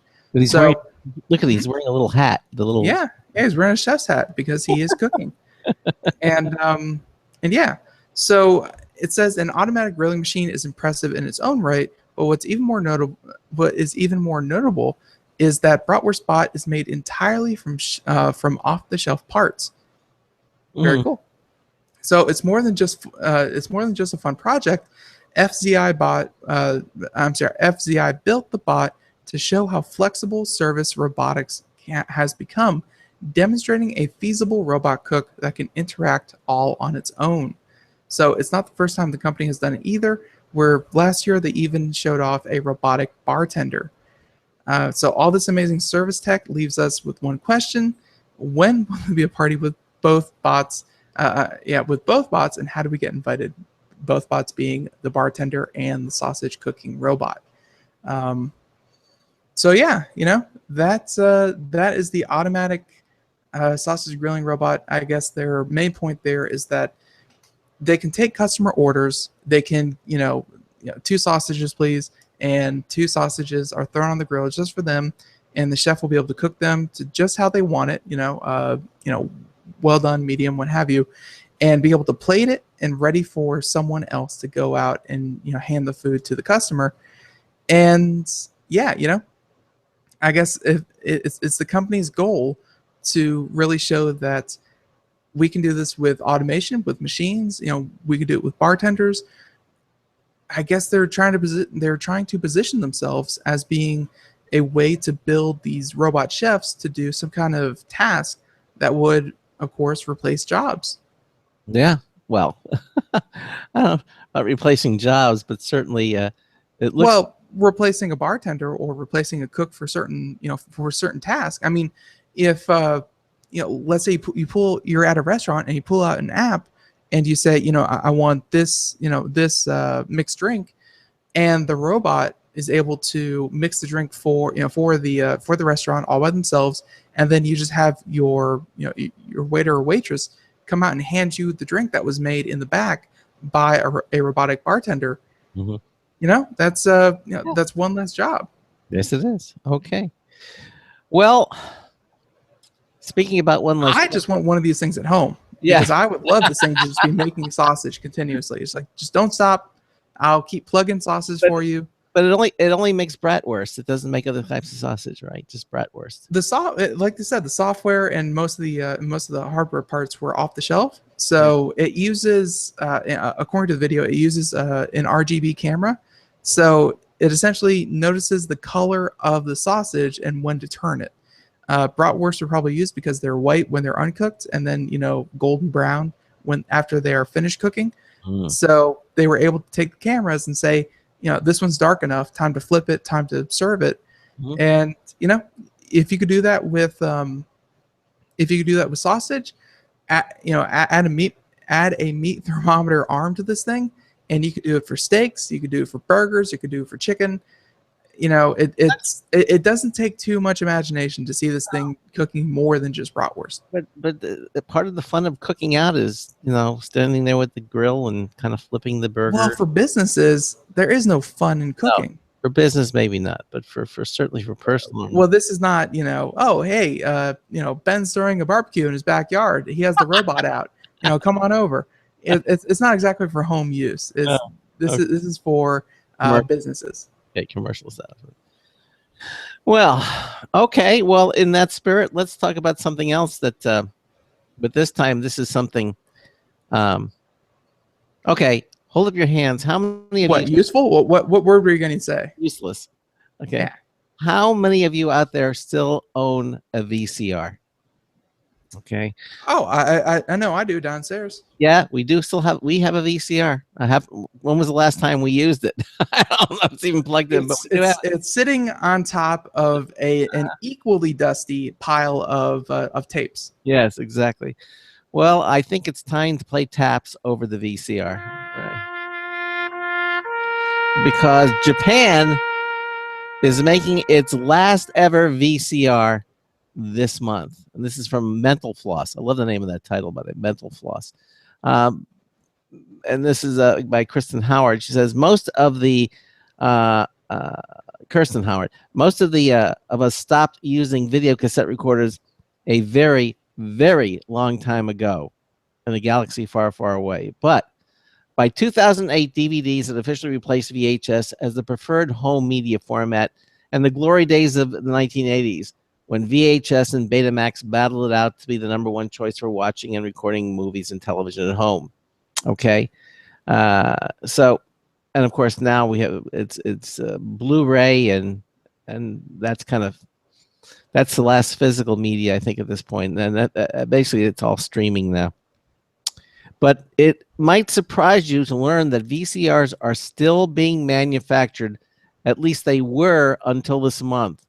Because Funai Electric, the last remaining Japanese company to make VCRs, has announced that the company will cease production on its VCR units due to declining sales and difficulty acquiring parts. I am amazed that they were able to make a business model that I was pretty sure failed somewhere around 2005. Now get this. This next sentence puzzles me. Their VCRs are made in China and sold in many territories, including North America, under name brands like Sanyo. Which is what we have? Right. But no, we have Sony, I think. No, we have Sanyo. No, there was a Sony. Nope, Sanyo. Okay, but last year's figures reported that just 750,000 sales of these units worldwide. I'm surprised it's not more. It's not 750. I was on that, but 750,000 were still sold. Who's buying these things? A lot of legacy, hardware out there. I know that even in the late thousands or early 2010s, in schools across the country, a lot of the lessons plan is still done on VCR. So you can imagine that school districts, and again, that's just one, just kind of one off the top of my head, school districts who still need to show video still take a VCR to show a lot of their video. They haven't transferred them over to DVD yet. It's so easy to do that too. I can just take it to the local. And then there's, let's say businesses with training, with training tapes. It's like, oh, it's your first day at so-and-so company. Here, let me outline a few rules for you. Private business probably require VCRs for certain applications. Well, here, despite flagging sales of VCRs, collector sales of VCH tapes are still booming. VHS tapes. Yeah, VHS tapes. They're still booming, with some rare editions fetching nearly $2,000 a pop. Oh my gosh. Folks, don't get too excited. I really doubt that any VCR tapes you have, any VHS tapes you have in your basement are on that highly desirable checklist. Many collectors consider VHS to be the vinyl of analog video recording and think the future could see them hoarded just as enthusiastically. Like, I could get that with Betamax, but for I would sooner compare VHS to cassette tapes. I would not compare VHS tapes to to vinyl records. I would compare it more quickly to obviously the cassette tape. I don't like. I've never seen Jurassic Park streamed on Netflix and said, "Man, I miss all that distortion and fuzziness that used to be on a VHS tape." No. Now, there's one collector said, according to him, said these are movies that feel too cleaned up on DVD and Blu-ray. Too cleaned up on DVD and Blu-ray. As if they are ever meant to look that good. What? What? He goes on to say that you can see the mistakes they made and the bad makeup and everything. Watching them on VHS is closer to the old drive-in or grindhouse theater, the way the director intended it to look. I'm sorry. I no. Like, I also don't put much weight into I prefer tube amps. It makes the noise warmer and that kind of thing. Like, I may just have a dumb ear.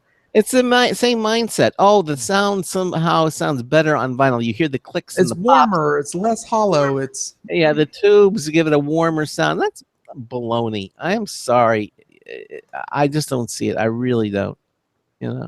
Like, I understand vinyl to a point where it was a cool medium. You have this record player out there. You see it spinning. You see the needle. It's very vintage. It's just a cool medium. Like, the only cool thing about a VCR is that you had that blank tape that essentially cleaned the VCR. I mean, that was kind of cool, but having to rewind your movies and having to nothing really speaks to me about my early childhood and says, don't you miss VHS tapes? No, not at all. Personally, no. No.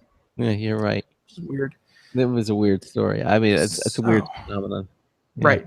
So, let's move on to How about this one? No, I don't like that one. Okay, this one.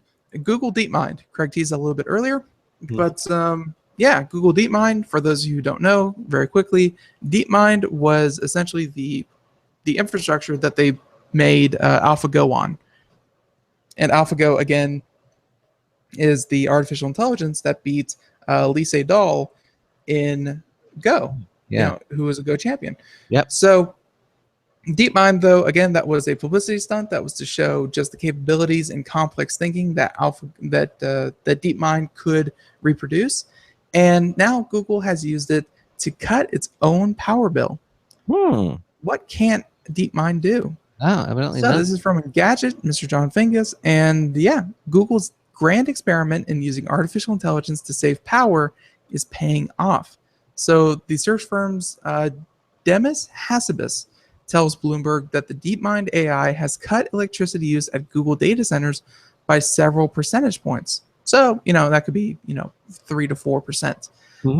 Thanks to its extra efficient use of equipment such as cooling systems and windows.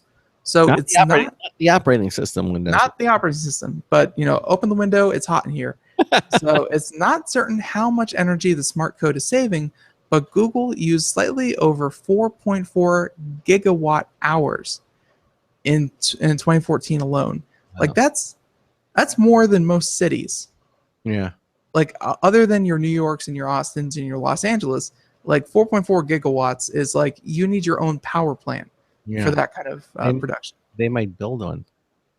No, I have no doubt that wherever Google servers are located, they had to upgrade their power plant. No doubt. So even a small dent in that consumption could easily save hundreds of millions of dollars. So the pricey DeepMind acquisition is likely paying for itself, especially given that it's also adaptable to a wide variety of tasks, ranging from detecting eye disease to playing games. And again, the detecting eye disease, Craig, we also talked about that one, how in New York they were feeding it millions of pictures of Retinas. of retinas that were kind of distorted or what have you, Yeah. essentially teaching DeepMind how to detect even the slightest hint of eye disease. So same kind of machine learning is good for cutting electricity as well as detecting eye disease. So the Yeah. company sees more savings ahead. The AI now knows where there are gaps in its coverage and may tell Google to install more sensors to improve its effectiveness. Software can only do so much, but of course, however, it's a relatively small investment that can pay big dividends, and not just for Google. Combined with investments in renewable energy, it could do a lot to help the environment. But I also think that's kind of cool, where even DeepMind, this artificial intelligence, can say, folks, I'm not getting enough data from this part of the building, this part of the building, and this part of the system. Please input more data. Please build more sensors so I can get a better picture of what I need to do. That is as close to artificial intelligence, I think, as humans are going to get for a long while. Is Dave, I need more information, Dave. I can't do that, Dave. Like that is artificial intelligence. Yeah. Good story. And it's nice to see that they're using it to do things like that. They're using it to do a lot of stuff. I mean, DeepMind AI. It's they're really applying that machine learning to as many different areas as they possibly can. Mm-hmm. Wow. I like, honestly, I cannot overstate how important DeepMind AI is going to be. I think it's going to be probably the next big thing within Google's kind of pay income generation, because right now it's all about ads and how to serve ads and how to better and how to better target ads. Mm-hmm. DeepMind is going to play a part definitely in ads, but DeepMind is also going to be like its own cash revenue source, because it's going to be able to do so many different things so well. Going to become a cash cow for Google. It's going to be a big part of Google. Yeah, it is. Well, listen, we don't have much time left here, but let's talk a little bit about Uber. What do you think they're adding to Uber that's going to actually improve pickups with Uber driver? This is phenomenal. I can't believe this. Okay, folks, Uber is getting ready to use high-resolution satellite imagery to improve pickups. And they're saying, I'm okay with that. God view is becoming more literally. I'm going to Steve Denton Gadget. Because, as I said, they're going to use high-resolution satellite imagery from Digital Globe to help drivers find passengers. Now, according to a press release from Digital Globe, the Uber will use its satellites to help identify and improve pickup and drop-off locations. Uber recently bought mapping company Descartes and is using Microsoft's Bing vehicle imagery tech, so the Digital Globe deal will further extend its mapping efforts. Look at this. And if you're watching on live video, you can see some of the images we're talking about. For those of you who have ever used Uber, before all this happened, you essentially had the grid. Think Pokemon Go, really. Yeah. Where you had these purple streets, that were intersecting, and of course the white spots would be buildings or open fields or what have you. But essentially, you would just be a pin right next to that purple street, and that would be the extent of information that you got from that map. And you had to, kind of figure, well, he's, the pin's there on this street, but that could be a parking garage, or he could be standing a little bit more, towards the front of a hotel. Yeah. Like, it really didn't show you really any detail. Well, get this. Remember, Digital Globe was the company that convinced the U.S. government to lift its image resolution restrictions on private satellites. This is like when Bill Clinton removed the error factor they put into Yeah, in the late 90s, that let GPS rise. so that made it so now it made it incredibly accurate. Well, the same thing. They removed this restriction, and shortly after, Digital Globe launched its Worldview 3 constellation. Get this, that can detect images as small as 12 inches across from way up in the atmosphere, above the atmosphere, excuse me, on satellites. 12 inches across. It can also scan shortwave infrared frequencies, letting it see forest fires through smoke that would block other satellites, for instance. So that's very useful. Now, there's no mention of Uber's ambitious self-driving vehicles in relation to the high-resolution imagery, but mapping is clearly key to the program. And unlike Google Maps or other satellite views, Digital Globe can provide current maps with more detail than any other private system.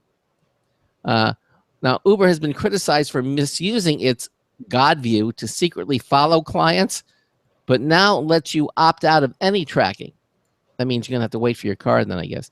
It's unlikely that the Digital Globe tech could be used to track anyone, given that you need to rent a satellite for a fixed period, which is bound to cost a fortune. With Uber's recent possible illegal efforts to dig up dirt on lawyers suing it, however, Uber's shown that it's not afraid to explore questionable options. But all that aside, really, I mean, this is impressive. 12 inches from above, and from orbiting the Earth, they can spot. And this was something that the government, was doing, and then they finally lifted the restriction, so now private companies can use it and make this information available. Right.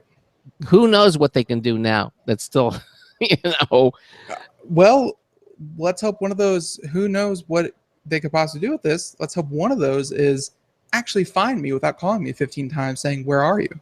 Is that what happened when your last Uber experience? They got 12? Yeah, I've used Uber and Lyft a bunch of times, and there's always that point where you're on the phone with them and you have to kind of say, "Oh yeah, no, I'm the one in the black shirt and I'm waving my arm," and you have to stand there like an idiot while while you're waving at cars that you assume look like the car that's coming to pick you up, but it could be a complete stranger. Yeah, and yeah. Yeah, but it's a great way to meet new people and make new That's relationships. what I want to do when I have things to do. So, That's true. all right. But can you imagine this? I mean, this God view to find out where you are for Uber, so your Uber can pick you up more quickly and reliably. Like again, it's not anything too spectacular. It's just essentially what you see from Google kind of aerial shot, the aerial view, but kind of built into Uber's app. Yeah, which I think is great. It's going to provide a lot more useful information, but like this information was already available. It just wasn't rolled into the app. Right. So. Very cool. Yeah, no, it definitely looks good. Definitely looks good. Oh man, we have like 2 minutes left. Yeah, I don't think we have time to do another story. What can we talk about? Well, tomorrow, of course, we're going to have our All Linux show. So if you are a Linux fan and you have if you have any interest in different distributions, in any Linux news or anything like that, please feel free to tune in tomorrow to hear all about Linux. I know that is one of our more popular segments because Linux is an alternative lifestyle, and we like to support alternative lifestyles here at Computer America. And not only that, we're going to be embracing it because, as you heard Ben mention, in our ever ongoing quest to improve the technologies that we use here at Computer America, we're going to yet adopt the open source broadcasting system to replace XSplit, which is a really, really nice commercially available broadcasting software. But what? No. Open OBS, Open Broadcasting Software. Yeah, Open Broadcasting Software. That's what XSplit is not the paid, or XSplit is the paid version. Is the paid one. It's going to replace. We're going to use it to replace XSplit, which you're using now. And I'm kind of excited to see how that's going to pan out, because now that Ben knows how all this works, he doesn't really need the fancy graphical user interface and can pretty much use it. And also, it's supposed to be leaner, meaner, faster. It's smaller. It uses less resources of the computer. It's going to be less taxing on its computer system, and so anything that will do that certainly I think would be welcome to try. So we're going to we're going to do that. And also, as I said, we're going to start working on the new Computer America website. We're going to try to increase it or improve it at least on a yearly basis. We're going to be going back to and checking out some of the older systems and see what's available, because it's been at least a year. Supposedly. Yeah, it's a year, so we'll see. Have not agreed to that, but supposedly. Supposedly, we're going to check it out. Things like Wix and services like that. So and we need to get Wix back on the show 90 anyway. seconds. I need to invite him back on the program, and he can kind of tell us what's new and improved too. So I need to contact him. So that about wraps it up. Again, thanks to Dariush Derakhshani, who is our graphics correspondent, computer graphics industry correspondent, and again, thanks to him for that. And let's see what else. If you haven't signed up for our social media contest, you need to do so. We're giving away that Logitech M535 Bluetooth wireless 60 mouse seconds. that works on Mac and Windows and Linux and Chrome OS and all that stuff. It works. It's valued at $40. We'll be giving away one of those this coming Friday. If you head over to computeramerica.com, get your entry registration in now. I mean, what are you waiting for? It's free, and you can get up to 5 entries every single week just by doing it once. So, do it. So again, thank you all so much for watching the show and listening to the show. And Ben and I will see you here, same time, same place, same station. So until tomorrow afternoon, this is Craig Crossman, hoping that your hard disk never becomes floppy. Have a great one. We'll see you tomorrow. Have a good one, everyone. Woohoo! Yeah. 10 seconds.